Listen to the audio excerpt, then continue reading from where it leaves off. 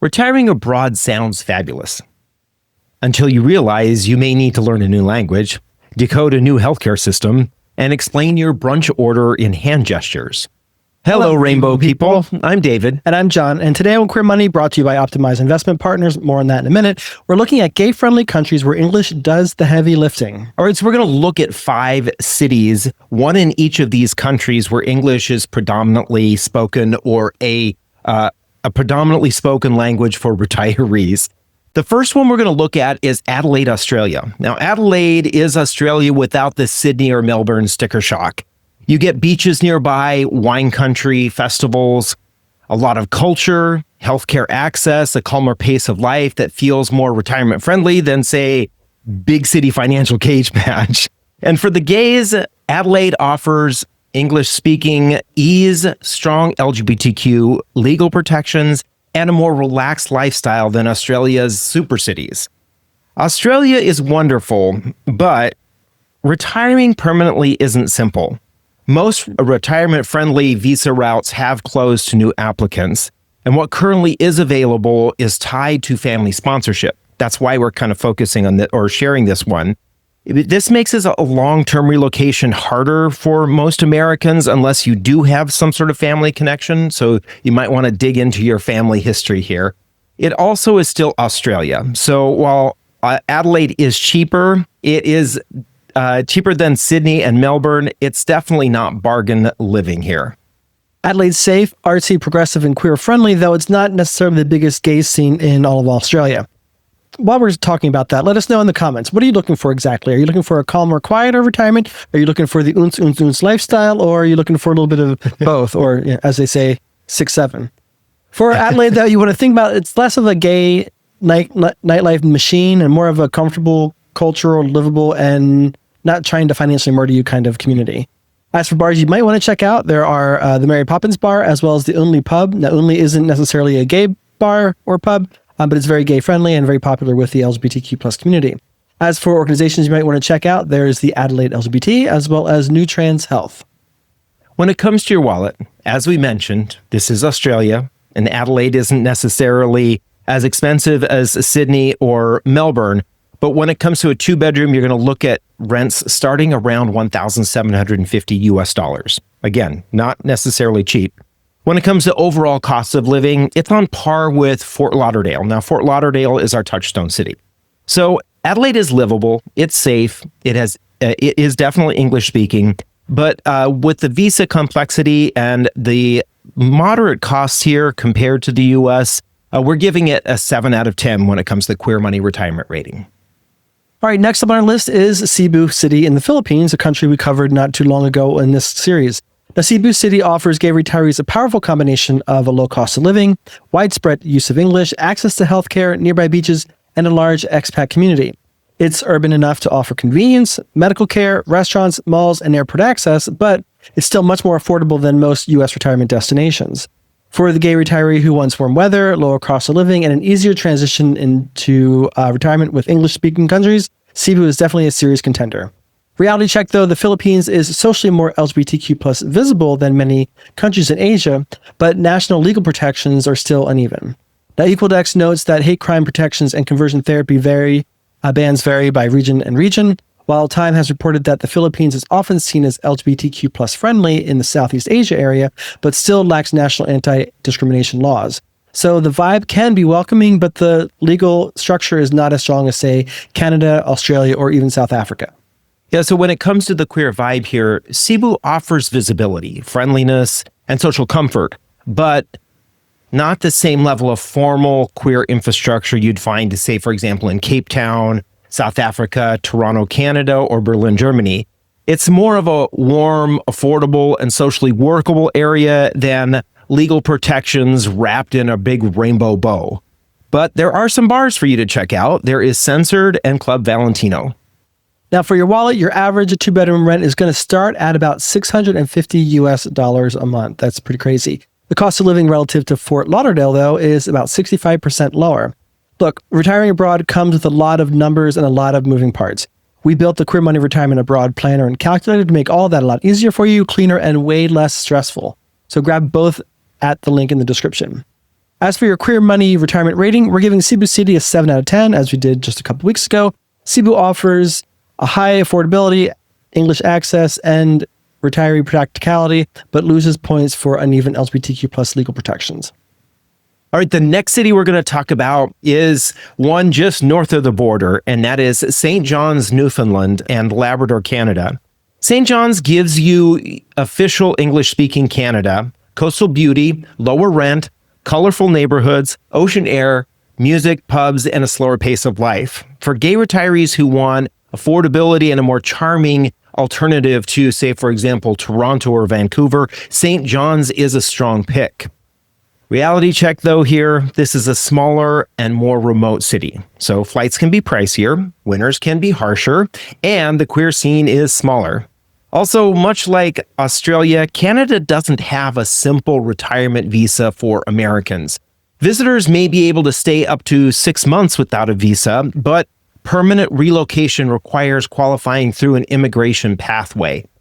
Now, that being said, Canada just did recently broaden its citizenship through ancestry rules and estimates that there are roughly around 20 million Americans who may qualify for getting citizenship in Canada through their ancestry. So you may want to take a look. Yeah. You may have something that many of us would be jealous that you have access Grab that passport. As for your queer vibe, as David alluded to, St. John's is more small city queer belonging than big city gay playground. That may be perfect for gay people who are over the age of 40, who want safety, community, scenery, and peace more than they may want the packed club at 1 a.m. Me. However, there are no dedicated full-time gay bars. There is, however, a rotating roster of queer and queer-friendly events hosted by different production companies, one being Killer Claw Productions, another being Dream House Productions, and the final being Quadrangle NL. And then as for LGBTQ plus organizations that you might want to check out, it is also called Quadrangle. I think it's the same organization, just different. Putting on those events. Yeah, exactly. So when it comes to your wallet, your average two-bedroom here is going to start around $920 a month. So you are looking at a great bargain here for being able to price a place to live. Overall cost of living is around 37% less than Fort Lauderdale. Again, great options here, but although it is affordable, coastal living, English speaking, and queer friendly, the biggest drawbacks are that distance, weather, and the Canadian immigration complexity. So for all these reasons, we're giving it a Queer Money retirement rating of 8 out of 10.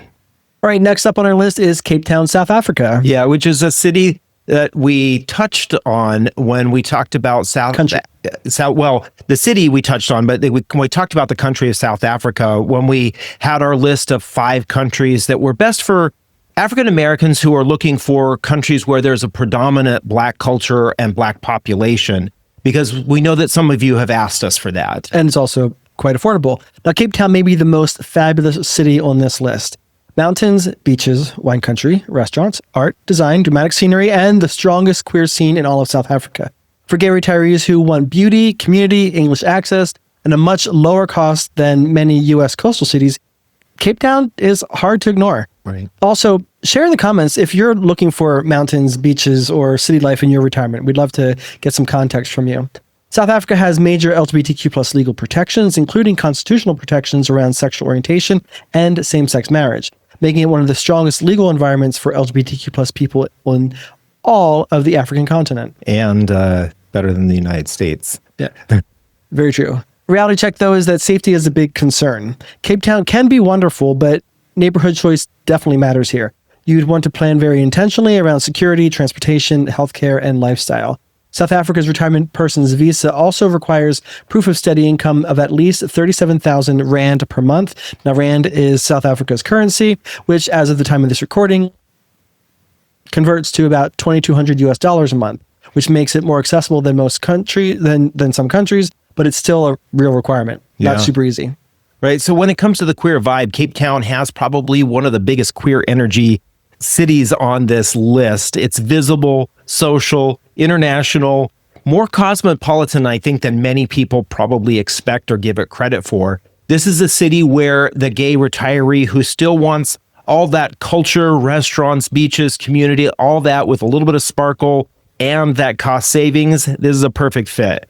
Some gay bars to check out here are the Pink Candy nightclub. Pink Candy nightclub. Yeah, I knew you. I could tell it was coming as soon as I said it. I checked it out on Instagram, though. Bill would go here. It looks like a lot of fun. Yeah. And another bar called Crew Bar. There are a couple of organizations you also definitely want to connect with. Triangle Project and Pride Shelter Trust. As for your wallet, an average 2-bedroom rent is going to start at about $1,250 a month. So a little bit more affordable than many cities here in the United States. Cost of living is about 50% less expensive than Fort Lauderdale, though. That is quite impressive. Yeah. Now, Cape Town is one of the strongest overall contenders on this list. It's gorgeous, queer visible, has English accessibility for those who are looking for that in retirement, and relative affordability. Safety, though, does keep it from being a perfect 10. So for all these reasons, we're giving Cape Town, South Africa, a 9 out of 10 on the Queer Money Retirement Rating Scale. If English isn't a requirement for you in retiring abroad and you're looking for better market returns, Optimize built the Portuguese Golden Opportunities Fund to grow your money, keep it liquid, and qualify you for Portugal's Golden Visa. It's IRA friendly, which means you can invest your IRA assets in this. It's tax smart, and in 10 years, you could be on the path to EU citizenship with world-class healthcare.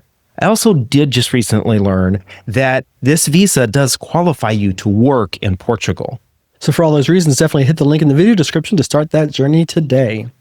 All right, the next city on our list is George, or Garden Route, South Africa. Now, George and the broader Garden Route take the #1 spot on our list here because they offer the best balance of affordability, English access, natural beauty, calmer living, and retiree appeal. Think coastal drives, mountains, beaches, golf, farmers markets, small city convenience, and slower pace of life that says your nervous system is welcome here. It's not as gay famous as, say, Cape Town is, but it may be more livable and more affordable for retirement.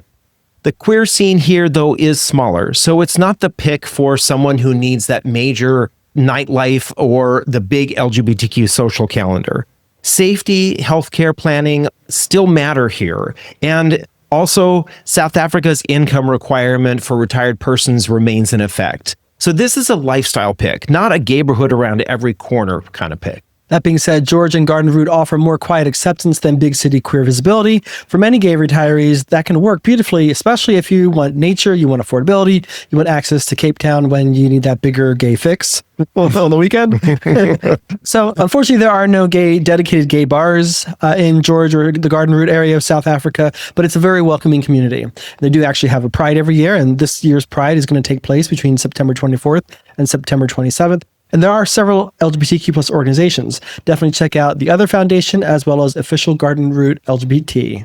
And when it comes to your wallet, your average 2-bedroom rent is going to start around $1,000 a month. This is why it ranks well, because of this affordability. Also, cost of living in general is around 60% less than Fort Lauderdale.